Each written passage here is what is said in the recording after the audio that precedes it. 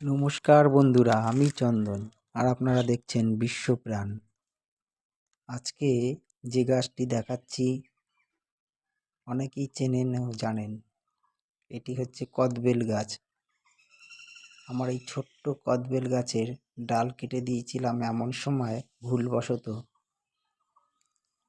আমার ভিডিও দেখে অনেক ডালপালা ভালো লাগলে কিন্তু তেমন লাইক শেয়ার কমেন্ট করে সহযোগিতা করবেন।